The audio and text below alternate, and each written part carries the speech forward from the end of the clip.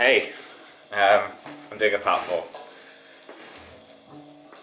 I've got some good records in here. I've got some great records in the collection. This is a definite favourite, John McLaughlin Extrapolation. A record that I didn't think I'd like as much as I do, mainly because I know I don't really enjoy the Mahavishnu stuff that much. Oops. I don't know, I just can't get into that big band sound. Not big band, I don't know, I just can't get into that sort of fusion rock sound. I don't know if it's too fast paced or too virtuoso or something like that. It just doesn't appeal to me. I'd rather have the slower, I don't know, more focused.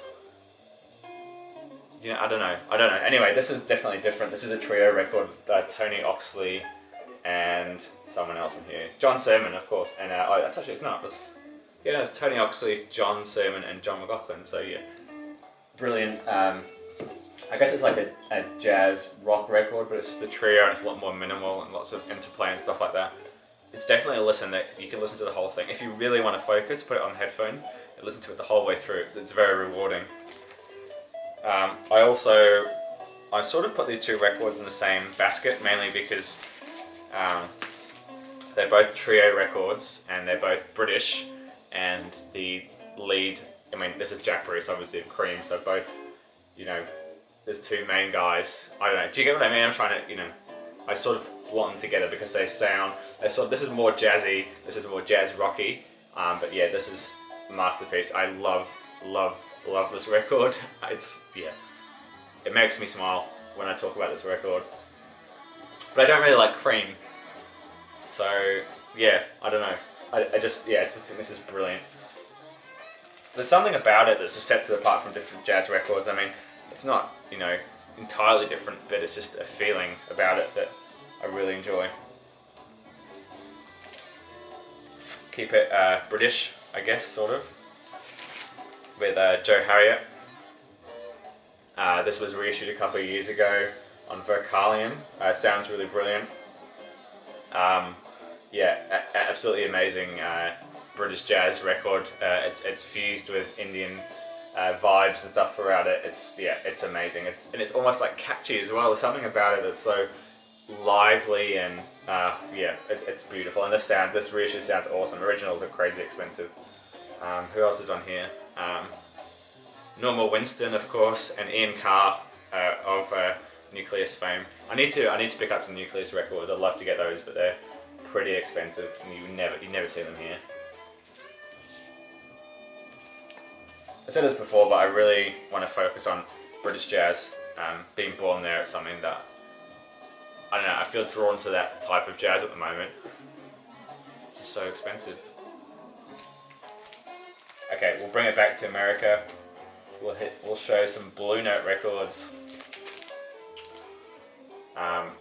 I don't need to speak about this record. I've done it many times before. I didn't like this record at all when I first heard it. I didn't understand it. I thought it was a waste of space, a waste of, I don't know, I didn't get it. Then I heard Coltrane, and I journeyed along the train all the way through free jazz and came back to this, and it made sense to me, and I love it now. It's just spacious and weird and playful all at the same time. It's a wonderful record. This is a record that got reissued this year even, by Superfly Records. There's the Obi on the back. I wanted this record for such a long time.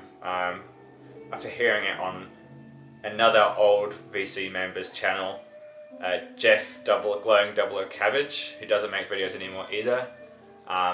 He played it on he used to do a radio show. Shout out to Jeff if you're watching this. I know you sometimes watch my videos, and I think every week he used to play an hour of music on it, and he would stream it from his local radio station in Canada.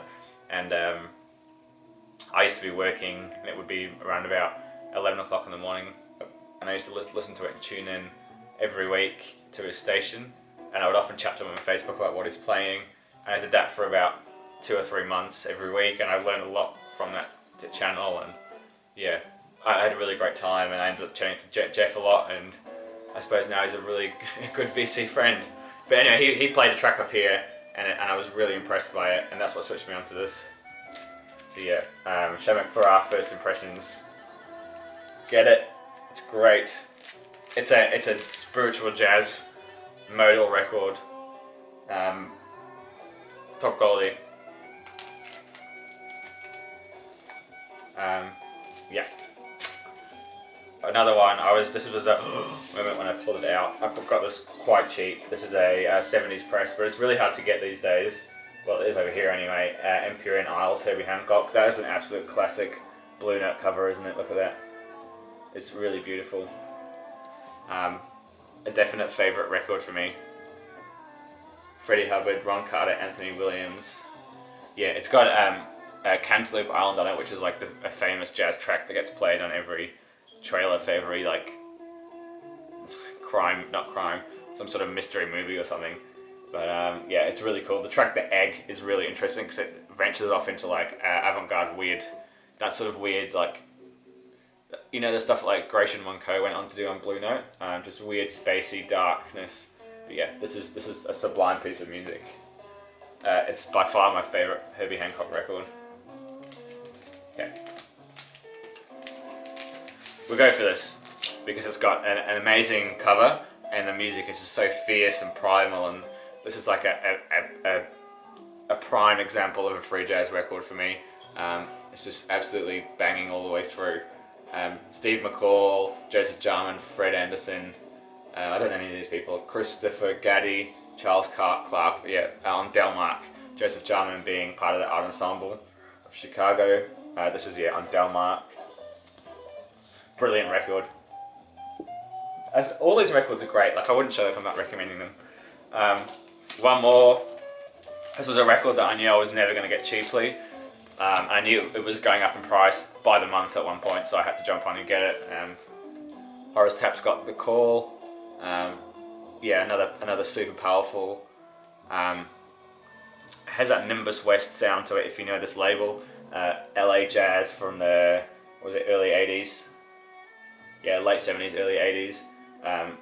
Spiritual, fiery, punchy. Linda Hiller's on here as well. If you check out her solo record, Lullaby for Linda, on Nimbus West, that's also a really great one to check out. Horace Tapp's got The Call. Spiritual, beautiful, great. That's it. I think I've done enough now. You're probably a bit sick of me. Hope you're well. Hope you really like this jazz series. I'll see you all really soon.